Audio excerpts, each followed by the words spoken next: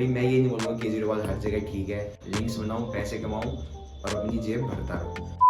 Hey guys, welcome back to new video. और भाई इस वीडियो में बात करने वाले हैं क्या पिछले 10-15 सालों में दिल्ली बदली है या नहीं, क्या केजरीवाल ने दिल्ली में कुछ काम किया है या नहीं। तो गाइस सीधा वीडियो को स्टार्ट करते हैं और डिस्कस करते हैं। बेसिकली किसी भी स्टेट या सिटी की डेवलपमेंट के बारे में जानने के लिए गाइस हमें ये देखना होगा कि वहाँ पे 10 साल पहले क्या था और 10 साल बाद वहाँ पे क्या सिचुएशन है। और भाई मतलब वहाँ के लोग बता पाएंगे अच्छे से। और भाई मैं दिल्ली में ही रहता हूँ तो भाई मुझे अच्छे से पता होगा कि डेवलपमेंट आई है या नहीं है, तो मैं आपको अच्छे से समझा पाऊंगा। तो गाइज मैंने कुछ बेसिक्स पॉइंट्स बनाए हैं कि जिससे हम डिस्कस कर सकते हैं कि भाई डेवलपमेंट कैसे जज की जा सकती है। जैसे वहाँ के हॉस्पिटल्स जो कि मेन प्रायोरिटी होती है, उसके बाद study, quality of education, transport system कैसा है, और वहाँ पे भाई सोसाइटी एंड रूरल एरिया की डेवलपमेंट वहाँ हुआ है या नहीं है या पहले जैसे ही है, और भाई इन्वायरमेंट फैक्टर जो कि बहुत जरूरी है। तो भाई शुरुआत करते हैं पहले हॉस्पिटल से। तो मैं बात करूँ हॉस्पिटल्स की, जो पहले हॉस्पिटल्स थे हमारे यहाँ पास में गवर्नमेंट हॉस्पिटल पड़ता है।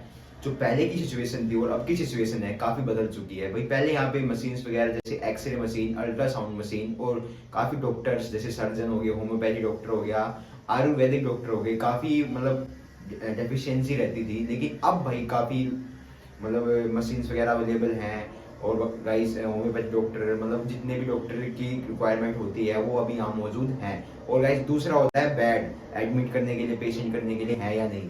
तो गाइस पहले तो एक छोटा सा कॉम्प्लेक्स था, लेकिन अब एक बड़ा कॉम्प्लेक्स मतलब 2-3 बिल्डिंग्स और बना दी गई है पीछे एरिया में।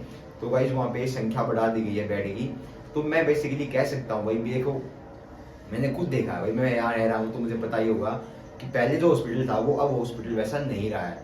हर एक चीज वहाँ पे मेंटेन है, स्टाफ मेंटेन है, दवाइयाँ मेंटेन है, और भाई मशीन्स वगैरह मेंटेन है, सब कुछ टोटली मेंटेन है। डॉक्टर की भी कोई डिफिशियंसी अभी यहाँ पे देखने को नहीं मिल रही है। तो भाई पहले से कह सकते हैं कि हॉस्पिटल्स यहाँ पे बेटर हुए हैं। और गाइस अगर सुविधाएं बढ़ती हैं तो भीड़ भी उसी तरह से बढ़ती है।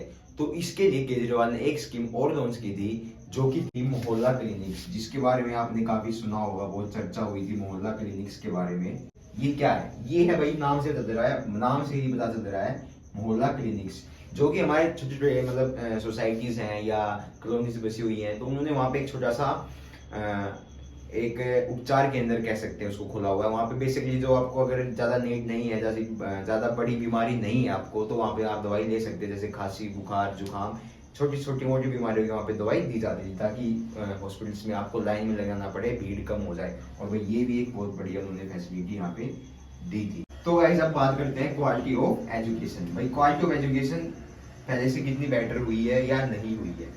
तो भाई मेरे हिसाब से जो पहले के गवर्नमेंट स्कूल से और जो अब के गवर्नमेंट स्कूल हैं, अब ये भी गाइस वही बच्चा बता सकता है जो कि गवर्नमेंट स्कूल में पढ़ता हो। तो भाई मैं गवर्नमेंट स्कूल में ही पढ़ता था, तो मैं पहले की सिचुएशन बताऊं तो हमारे पास जो बेंच होते थे, क्लासरूम्स थे हमारे, भाई काफी हाई फाई इंफ्रास्ट्रक्चर नहीं था। बेंचेस वगैरह टूटे रहते थे लकड़ी के, उसी पे बैठना पड़ता था, और स्पेस की भी कमी थी, रूम्स कम थे। भाई एक क्लास में आप मानोगे नहीं 100 बच्चे बैठते थे, और उसमें भाई क्या तो वो बच्चे पढ़ेंगे और क्या टीचर उनको पढ़ाएगा। अब बात करें कि पहले के मुकाबले अब क्या सिचुएशन है, तो गाइस पहले के मुकाबले मैं कह सकता हूँ जो हमारे क्लासरूम है भाई, पुरानी बिल्डिंग जो थी, पुरानी बिल्डिंग को डिमोलिश नहीं किया है, न्यू बिल्डिंग्स बनाई है। वहाँ पे अच्छे रूम्स, बेंचेस, क्लासरूम्स और भाई लैब्स, हर चीज, टॉयलेट्स, बाथरूम, पीने का पानी, सब कुछ बिल्कुल वेल मेंटेन्ड है। मिड डे मील जो कि पहले आता था, कभी नहीं आता था, लेकिन अब डेली आता था भाई, जब मैं पढ़ता था तो ऐसे ही था। तो भाई पहले के मुकाबले ये सब चीज बदली है। अब बात करें टीचर्स की, क्या है कि भाई टीचर्स हमेशा क्या कहते हैं, इंडिया में हमेशा कम ही रहे हैं। तो भाई मैं टीचर्स की भी बात करूँ, भाई एक से एक एजुकेटेड मतलब एक्सपीरियंस टीचर थे भाई जो हमें पढ़ाते थे पहले भी और अभी भी। तो टीचर की तो कोई डिफिशियंसी हमें देखने को नहीं मिली है। तो मैं कह सकता हूँ भाई क्वालिटी ऑफ एजुकेशन जो थी पहले काफ़ी अच्छी हुई है गवर्नमेंट स्कूल्स में, क्योंकि भाई मिडिल क्लास के बच्चे ज़्यादातर गवर्नमेंट स्कूल्स में ही पढ़ते हैं। तो पहले से ज़्यादा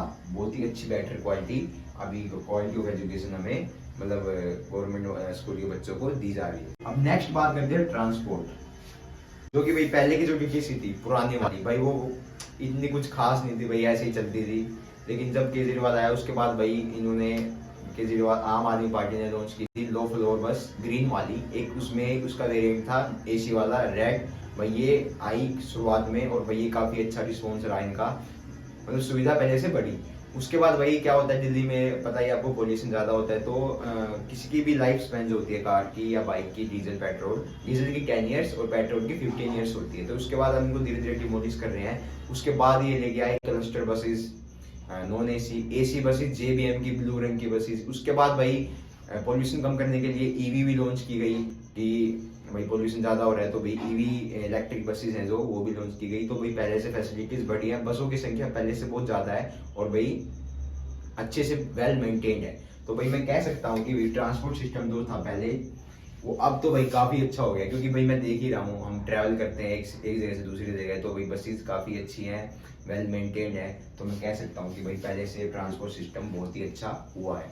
और ट्रांसपोर्ट में भाई एक चीज़ और ऐड की जाए कि दिल्ली मेट्रो, जो कि भाई काफ़ी पॉपुलर है ऑल ओवर द वर्ल्ड कह सकते हैं भाई, क्योंकि सबसे ज़्यादा पॉपुलर कह सकते हैं। क्योंकि भाई पॉपुलेशन के हिसाब से दिल्ली एक तो इंडिया में काफ़ी फेमस है और बाहर के लोगों में काफ़ी फेमस है। भाई देखो, ये तो प्राइवेट के अंडर आती है, ये जैसी पहले थी वैसी अब है। बस एक सिचुएशन बढ़ी है यहाँ पे भाई, पहले भीड़ थोड़ी कम थी शुरुआती में, अब भाई भीड़ काफ़ी बहुत ज़्यादा भीड़ बढ़ गई है भाई। और मेट्रो पहले 6 कोचेस की आती थी, फिर धीरे धीरे उन्होंने 8 कोचेस की है। और भाई अभी नई नई लाइन बनती जा रही है, तो पहले से तो अच्छी है। बाकी ये प्राइवेट में आती है तो इसकी बात मैंने कर दी कि पहले से कैसी है, पहले से अच्छी है। और भाई ये इसका क्या है, जो फेयर है वो पहले से दुगना हो गया है, मतलब पहले कम था अब दुगना हो चुका है। और भाई इसकी फैसिलिटीज की बात करूँ तो पहले से काफी अच्छी है, क्योंकि भाई मेट्रो है, प्राइवेट सेक्टर है, तो प्राइवेट सेक्टर वेल मेंटेन रखता ही। नेक्स्ट बात करते हैं society and rural area development. भाई देखो, ये सब तो हो गया, अब जो सरकार बनाते हैं उनका क्या, सोसाइटीज में क्या चाहिए भाई, वाटर सप्लाई, बिजली की सप्लाई कैसी है।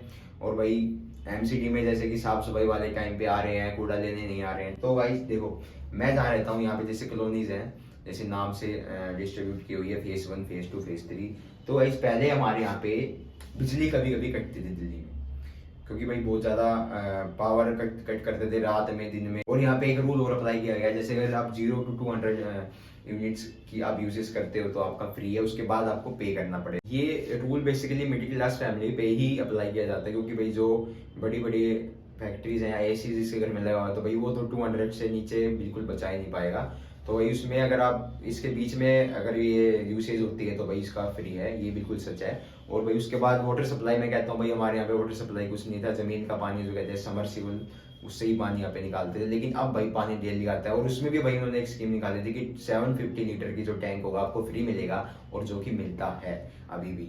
और उसके बाद मैं बात करूँ एमसीडी डिपार्टमेंट, पहले तो भाई नहीं था, लेकिन अब बाद में क्या कह सकते हैं, पहले शायद बीजेपी थी, लेकिन अब जो है आम आदमी पार्टी है एमसीडी में। तो भाई पहले से तो बेटर ही है भाई, क्योंकि डेली अभी कूड़े की गाड़ी आती है, कूड़ा वो लेके जाती है। और साफ सफाई वाले जो नाले वगैरह हैं साफ करने आते हैं कभी कभार, मतलब महीने में 2-3 बार आ जाते हैं और वो साफ कर देते हैं। तो ये डेवलपमेंट हुई है। और भाई एक मोहल्ला क्लिनिक्स जो मैंने आपको बताया था, मोहल्ला क्लिनिक्स भी खोल दिए गए हैं जगह जगह कि आप फ्री में दवाई ले सको। मतलब ओवरऑल मैं कह सकता हूँ भाई पहले से बेटर ही हुआ है, पीछे तो नहीं गए हैं, पहले से बेटर ही हुआ है डेवलपमेंट। नेक्स्ट बात करते हैं इन्वायरमेंट। भाई इन्वायरमेंट बेसिकली मैं बात करना चाहूँगा यहाँ का इन्वायरमेंट कैसा है, जैसे इसमें भाई हर चीज़ आएगी आपका। इन्वायरमेंट नेचर से रिलेट करते हैं इन्वायरमेंट, दूसरा यहाँ के लोग कैसे हैं, रहना सहना कैसा है। देखो भाई, क्राइम रेट्स तो इंडिया में हर जगह है, जो भी पॉपुलर सिटीज हो, महाराष्ट्र हो गया, दिल्ली हो गया, कोलकाता हो गया, भाई जो भी बड़ी बड़ी सिटीज हैं या स्टेट्स की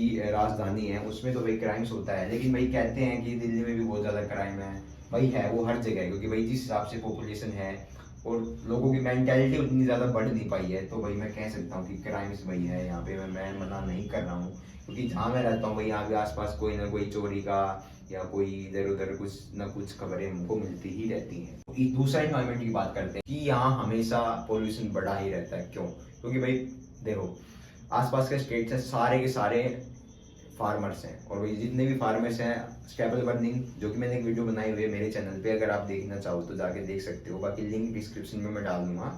भाई स्टेपल बर्निंग हो गई, भाई वो स्टेपल बर्निंग जो मेजर है। उसके बाद भाई देखो दिवाली आ जाती है, क्रैकर्स वगैरह भाई सब त्यौहार है तो मनाएंगे। उसके बाद भाई पॉपुलेशन भी यहाँ की एरिया के हिसाब से पॉपुलेशन बहुत ज़्यादा है, तो भाई व्हीकल्स बहुत ज़्यादा हो गए, फैक्ट्रीज भी है भाई यहाँ, तो ओवरऑल भाई पॉल्यूशन बढ़ता ही है, घटता नहीं है। और भाई मेजर हम कैसे कह सकते हैं स्टेबल बर्निंग, फिर आता है भाई ये क्रैकर्स वगैरह, फिर फैक्ट्रीज वगैरह, व्हीकल्स वगैरह, ये।